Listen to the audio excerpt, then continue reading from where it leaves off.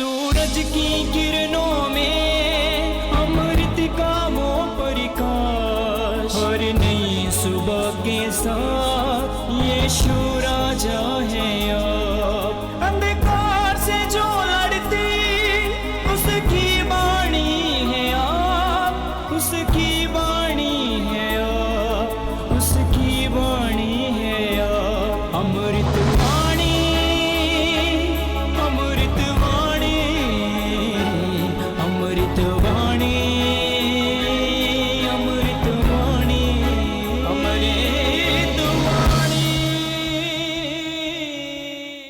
पहला पाठ प्रज्ञा ग्रंथ अध्याय 6 पद संख्या 1 से 11 तक। हे राजाओं, सुनो और समझो, पृथ्वी भर के शासकों, शिक्षा ग्रहण करो। तुम जो बहुसंख्य लोगों पर अधिकार जताते हो और बहुत से राष्ट्रों का शासन करने पर गर्व करते हो, मेरी बातों पर कान दो, क्योंकि प्रभु ने तुम्हें प्रभुत्व प्रदान किया। सर्वोच्च ईश्वर ने तुम्हें अधिकार दिया। वही तुम्हारे कार्यों का लेखा लेगा और तुम्हारे विचारों की जांच करेगा।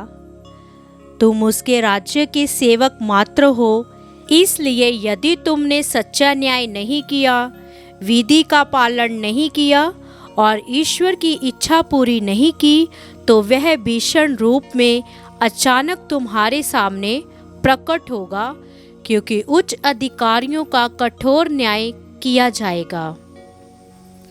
जो दीनहीन है वह क्षमा और दया का पात्र है, किंतु जो शक्तिशाली है उनकी कड़ी परीक्षा ली जाएगी। सर्वेश्वर पक्षपात नहीं करता और बड़ों के सामने नहीं झुकता, क्योंकि उसी ने छोटे और बड़े दोनों को बनाया और वह सबों का समान ध्यान रखता है।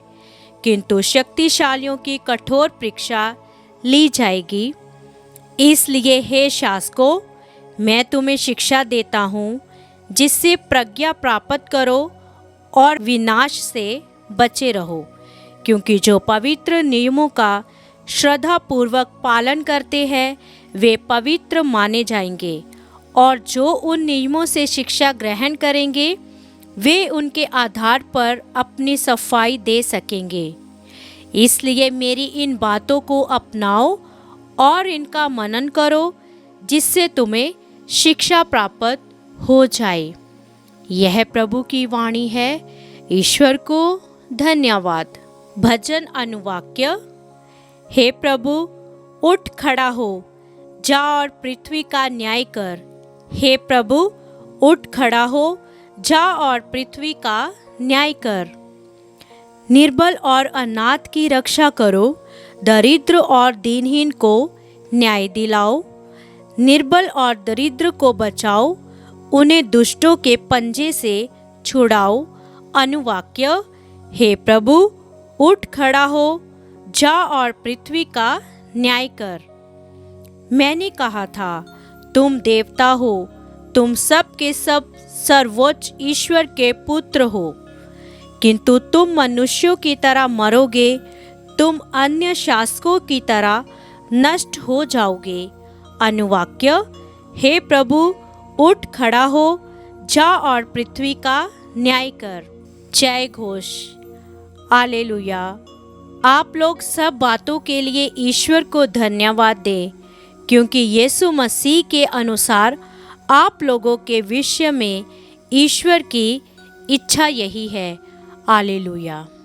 संत लूकस के अनुसार पवित्र सुसमाचार अध्याय 17 पद संख्या 11 से 19 तक।